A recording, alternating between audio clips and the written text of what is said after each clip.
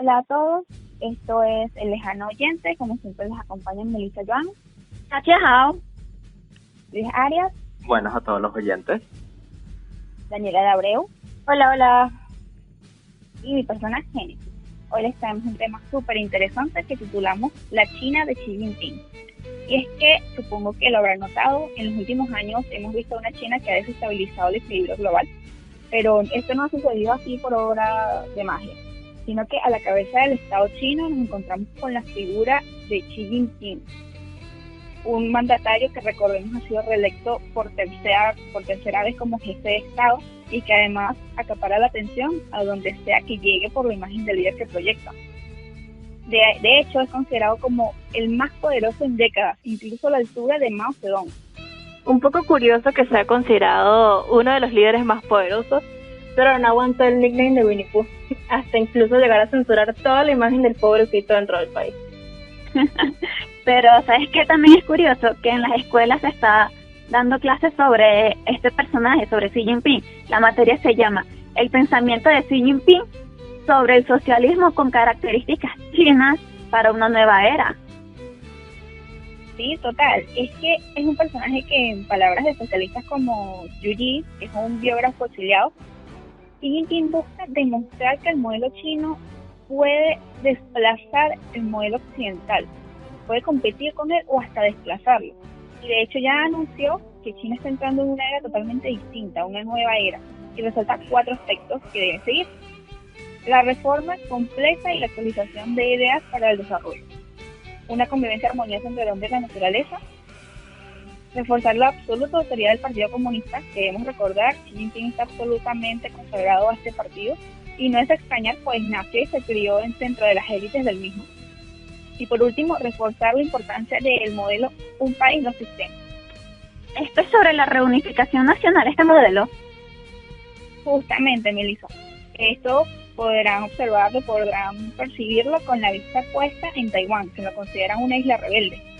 Y me imagino que pueden imaginárselo, pueden visualizarlo. Hay como un contraste con el anterior mandatario, que es Deng Xiaoping, quien daba con más prioridad al crecimiento económico por encima de la ideología. Por el contrario, Xi Jinping, en palabras de especialistas como Christopher Johnson del Centro de Estudios Estratégicos Internacionales, sí busca proyectar la fortaleza de la nación china, reinstalando el papel de la ideología de una manera racional que lo ayude, que lo encamine al alcance de sus objetivos. Esto es transformar el plano mundial y lograr que China resurja como una superpotencia. Sin embargo, deberíamos analizar un poco más en detalle los planes de expansión económica que ha llevado a cabo el país. Así que, Melissa, los dejo en tus manos. Y como parte de su plan de expansión económica, él cuando asume el mandato crea un proyecto que se llama One Belt, One Road Initiative, que sería una nueva ruta de la seda. Al principio esta ruta lo que buscaba era conectar el este de Asia con Europa a través de infraestructuras físicas, pero con el tiempo se fueron sumando más países de Latinoamérica, Oceanía y África, tanto así que ahora son miembros del proyecto 151 países y esta ruta ya no es solamente territorial, sino que ahora consiste en una marítima. Esto lo que le da es que le da pie a ampliar su influencia económica y geopolítica. Es que sí, Meli. Otra forma en la que China ha invertido recursos es en la creación de múltiples institutos Confucio, para dar a conocer la cultura e idioma chino, buscando así expandir su influencia en estos países.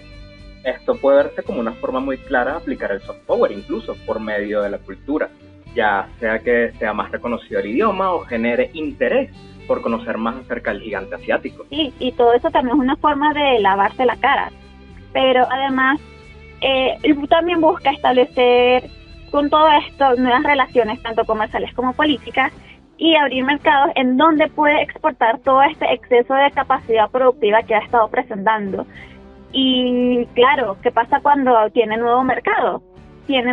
Aumenta sus ingresos. Para poder establecer esta ruta de la seda, ha firmado contratos que tienen muchas cláusulas que le permite exigir el pago de deudas en cualquier momento. Es que esto es una forma de ejercer poder muy clara, ya que la inversión es una propia herramienta. Pero hablando un poco de estas inversiones, ¿de cuánto dinero podríamos hablar incluso? Porque un proyecto así no se levanta de la nada y debe requerir un montón de millones de dólares o de la moneda que sea necesaria para construirlo, ¿cierto? Bueno, según el Council of Foreign Relations, para octubre de 2023, China ha invertido alrededor de $1 trillón en proyectos de construcción, es decir, 1 millón de billones.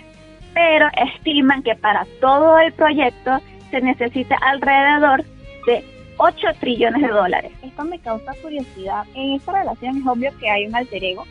Y mi pregunta es, ¿cómo ha sido la respuesta de Estados Unidos? ¿Se quedó sentado viendo lo que sucedía o cómo fue la situación? Bueno, en 2021, durante la gestión de Joe Biden, en colaboración con el Grupo 7, impulsó el proyecto que se llama Build Back Better World Initiative. En corto sería B3W, pero no ha tenido tanta inversión. De hecho, un año después de anunciado, solo ha recaudado $6 millones según el Council of Foreign Relations. Por ello, China no considera a esta iniciativa como una competencia directa, sino más bien un complemento. Lo que me lleva a pensar, ¿qué es lo que quiere verdaderamente el presidente Xi Jinping? ¿Quiere dominar la narrativa global y cambiar las reglas a favor de China? ¿Asumir un rol como potencia dominante en el mundo? ¿O quiere dividir el escenario internacional en dos sistemas de gobernanza? Pues si supieras que tengo ciertos datos que podrían ayudarte con esa pregunta. Y es que debemos también tomar en cuenta el proyecto de Made in China 2025, que justamente una revista de Harvard que habla sobre el tema nos explica que es un poco el aumento, la consolidación y balancear la industria manufacturera de China para convertir a este país en una potencia mundial con la capacidad de influir en los estándares internacionales y en la cadena de suministro. Es decir, imagínense el poder que adquiriría China en todo el mundo si todos estuvieran subditados a sus decisiones de producción o de decir quién compra o quién no compra materia prima o productos y bienes de servicio terminados. Esto lo que trae es una potencia económica cabalgante y que cada vez se puede hacer mayor. Y ver cómo a este país asiático una manera de conseguir gran influencia en el tablero internacional. Entonces, ¿China solo influyó de manera económica en el mundo? No necesariamente, Daniel, porque ellos también han tenido un juego geopolítico muy interesante. Y voy a destacar lo que sucede en el mar meridional. ¿Y por qué es tan importante esta porción de mar que comparten otros países, como bien puede ser Taiwán, Vietnam, Malasia o Bahrein? Pues es que tiene una reserva de hidrocarburos enorme. Sí, tienes razón. De hecho, te preguntarán las cifras, las tengo. La cantidad de hidrocarburos es exorbitante. Según Casana Wilber para Geopol, se estima alrededor de 11 millones de barriles de petróleo crudo y 190 trillones de pies cúbicos de gas natural. Imagínense esa cantidad. Ahora bien, la pregunta aquí es, ¿cómo ha actuado China en este mar? Pues ha ido construyendo, y fíjense bien, islas artificiales que están rozando un poco la ley. Y sacando la noticia de El Economista de España, lo que dice la ley internacional es que un país puede reclamar una porción de mar si tiene un territorio terrestre donde se estén desarrollando actividades o esté habitado, ocupado, se estén desarrollando actividades. Por eso es que China con estos pequeños puesticos, islas, va generando actividades militares, de comercio o simplemente vivir un poco allí para decir que ellos tienen total competencia y pueden extraer los recursos. Pero ahora, el tema se complejiza mucho más cuando vemos que no solamente a los países del sudeste asiático les interesa esta porción, sino que poco a poco Estados Unidos ha ido interviniendo y ha generado ciertos resquemores con a quién le pertenece y quién debería ejercer soberanía y dominio sobre el mar. Es que sí, mencionando también Estados Unidos, no solo dentro de Asia existen nuestros conflictos económicos y de poder, ya que por ejemplo tenemos a su gran rival, Estados Unidos como tú lo mencionas, con quien desataron una guerra arancelaria en 2018, lo que llegó hasta el punto de aumentar un 30% los aranceles en los ámbitos de tecnología. Y es importante dimensionar esto, ya que desde inicios de este milenio ambos países han desarrollado una fuerte relación de codependencia. Incluso podríamos hablar que para el año 2021, según la OEC, ya eran el principal exportador, que sería China, y el importador, que sería Estados Unidos. Sin embargo, esta codependencia se ha visto envuelta en una serie de contradicciones políticas, ideológicas e incluso económicas, ya que Estados Unidos está abanderada por las ideas del capitalismo, y China, por otro lado, luego de la creación del socialismo con características chinas, que permitieron la liberalización y apertura económica de China con el mundo a finales de los 80. Por otro lado, Xi intenta fortalecer las alianzas con países del sur global, por ejemplo, del continente africano y Sudamérica.